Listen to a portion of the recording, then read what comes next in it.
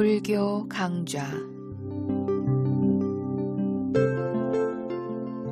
부처님의 향기를 느껴보는 이 시간, 한국명상원 묘원법사와 함께 12연기와 윗바사나 명상법에 대해서 배웁니다.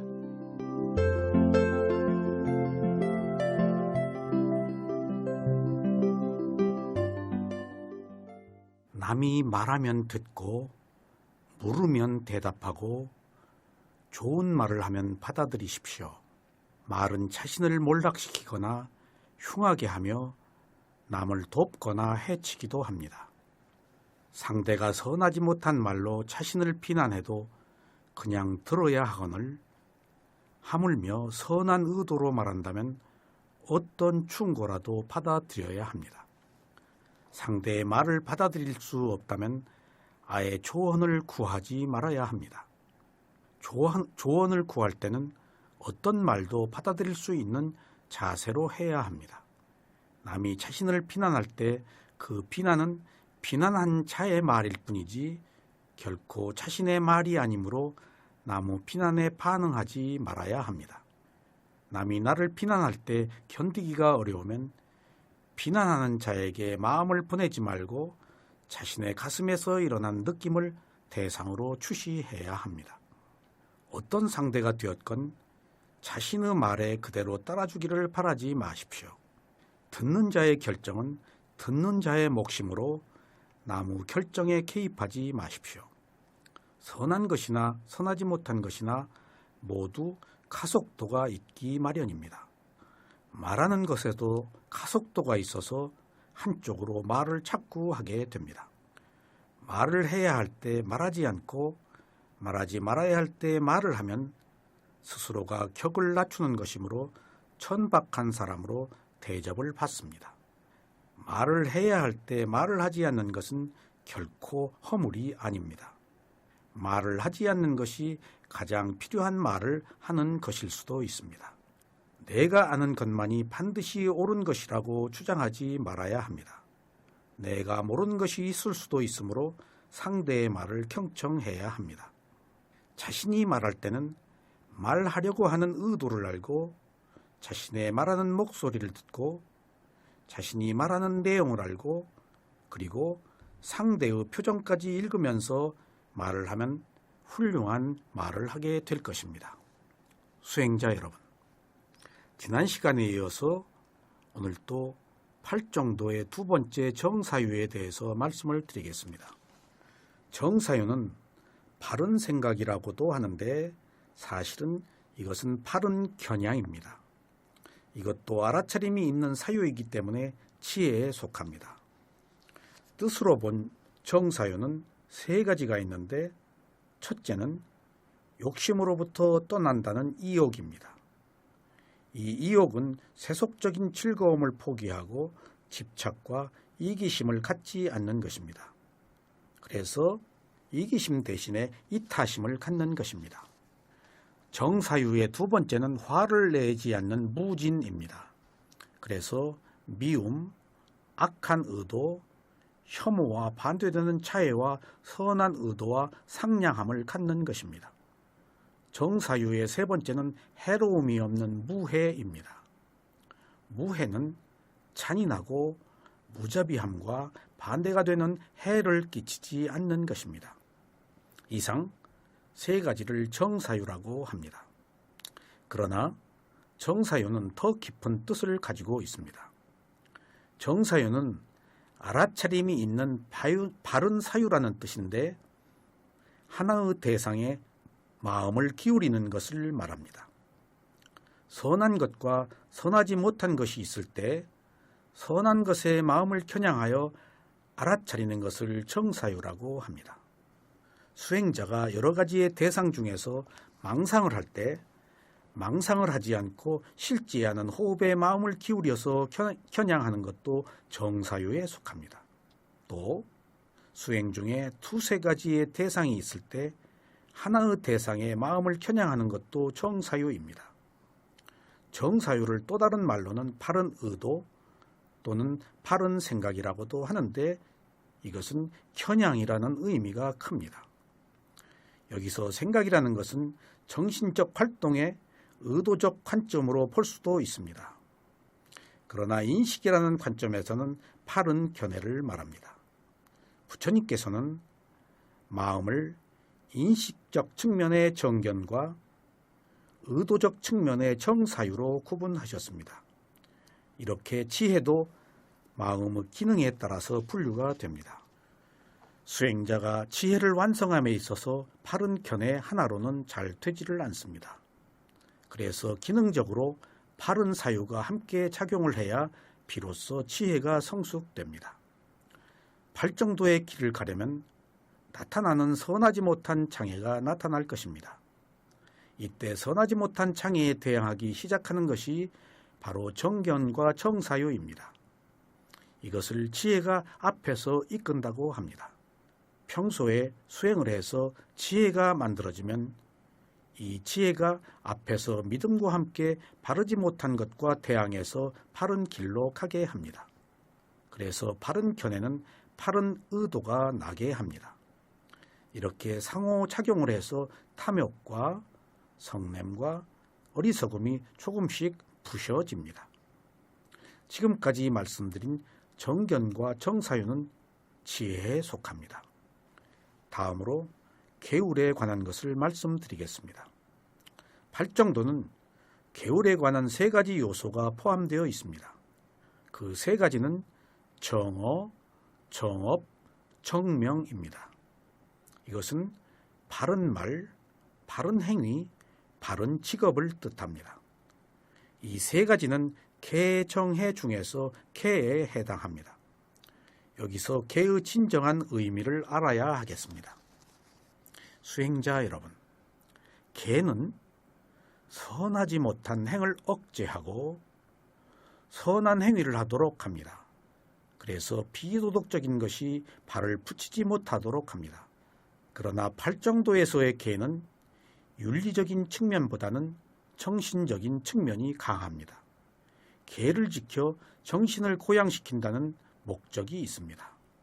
그래서 단순히 계를 지키는 것이 아니고 계를 지켜서 의식의 진화를 꾀하는 것입니다.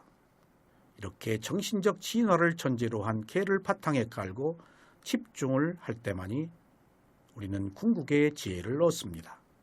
그래서 계청해라고 말하는 것입니다. 수행자 여러분, 계는 수행의 토대가 됩니다. 그러나 이것이 목표는 아닙니다. 계는 단지 수단입니다.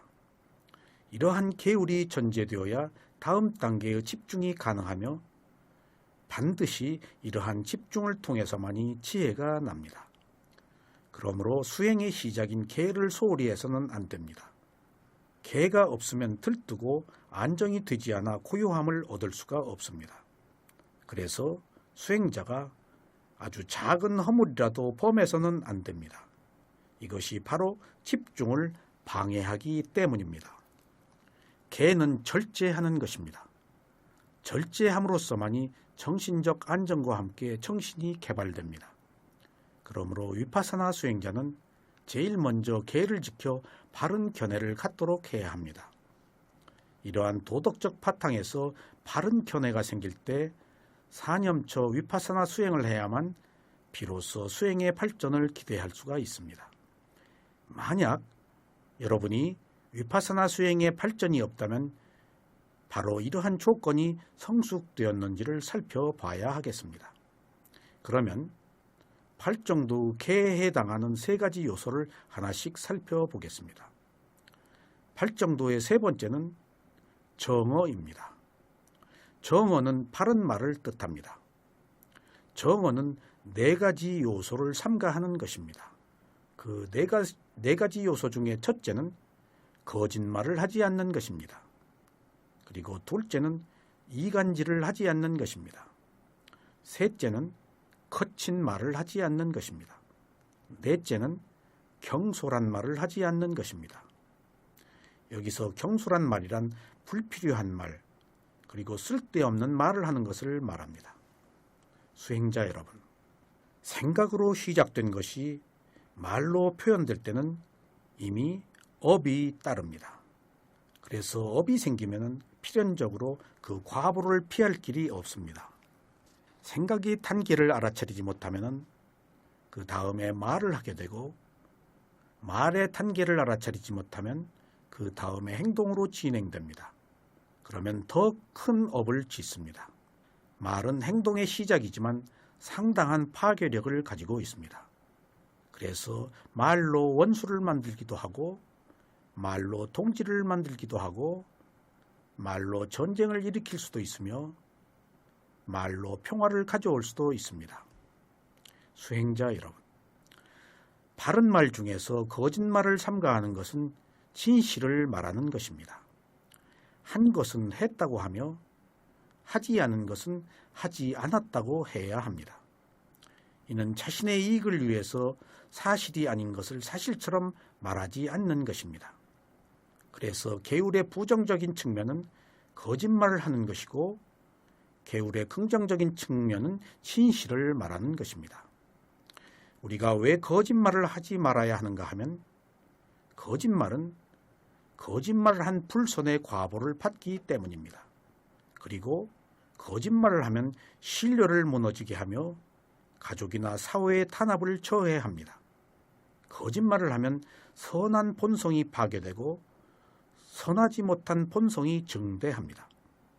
그리고 거짓말을 하면 의심을 받고 신용이 없어서 정신적, 물질적 손실을 감수해야만 합니다. 수행자 여러분, 부처님께서는 자신의 아들인 나홀라가 수계를 받은 지 얼마 되지 않아 거짓말을 한다는 사실을 알았습니다. 그래서 다음과 같이 법문을 하셨습니다.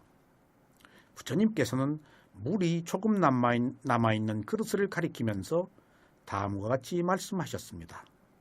라훌라야, 그릇 속에 물이 조금 남아있는 것이 보이느냐? 그러자 라훌라가 대답했습니다. 네, 보입니다. 세존이시여. 라훌라야, 이와 마찬가지로 고의적으로 거짓말을 하는 것을 부끄러워하지 않는 사문의 성품은 하찮은 것이니라. 그런 뒤에 부처님께서는 그릇의 물을 바닥에 버린 뒤에 그릇을 다시 내려놓고 다음과 같이 말씀하셨습니다. 라훌라야, 너는 물을 버리는 것을 보았느냐? 이와 마찬가지로 고의적으로 거짓말을 하는 사람은 그가 성취한 사문으로서의 품성을 버리는 것이니라. 이 그릇이 텅 빈 것이 보이느냐? 마찬가지로 거짓말을 하는 것을 부끄러워하지 않는 사람은 사문으로서의 성품이 텅 빈 것이니라.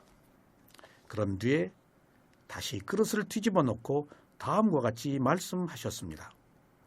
라훌라야, 이 그릇이 뒤집어진 것을 보았느냐? 마찬가지로 고의로 거짓말을 하는 사람은 사문으로서의 품성이 뒤집어진 것이며, 그래서 사문의 품성이 향상되리라고 기대할 수가 없다. 이렇게 말씀하시면서 라훌라에게 교육을 하셨습니다. 수행자 여러분, 여기서 중요한 것은 부처님께서 잘못한 라훌라를 혼낸 것이 아니고 합당한 예를 들어서 가르침을 편 것입니다. 사실 이런 방법이 바른 교육인 것입니다. 사실은 부처님이 말씀하신 경전의 모든 곳에는 이러한 부처님의 가르침이 속속이 배어 있다는 사실을 아셔야 되겠습니다. 정어 중에서 이간질을 하지 않는 것은 한 곳에서 들은 말을 다른 곳으로 하지 않는 것입니다. 이러한 이간질은 양측에게 모두 불화의 원인을 제공합니다. 이간질을 하는 마음은 선하지 못한 마음이며 계율을 어기는 행위입니다. 그래서 이간질을 할 것이 아니라 오히려 상대를 칭찬하는 말을 하면 서로가 화합을 하게 하여 행복을 줍니다. 이처럼 이간질을 하는 말은 서로 간의 증오를 부추기고 분열을 조장합니다. 이간질을 하는 배경에는 상대를 비난하는 의도가 있습니다. 그래서 상대의 성공이나 덕스러운 행위를 시기하여 헐뜯는 것입니다. 이것은 상대를 해치는 잔인한 의도라고 알아야 하겠습니다. 이간질을 일삼는 것은 이런 잔인한 의도를 스스로 좋아서 즐기고 있는 것입니다. 이러한 즐거움 때문에 습관적으로 이간질을 하면 악한 세상에 떨어지는 불선의 과보를 받습니다. 이렇게 좋지 못한 즐거움 때문에 악한 세상에 떨어져 고통을 받는다면 이것은 여간 손해가 아닐 수가 없습니다. 사소한 감각적 즐거움 때문에 가장 괴로운 형벌을 받는다는 것은 결코 이익이라고 볼 수가 없습니다. 하지만 우리는 이것을 모르기 때문에 이간질을 계속합니다.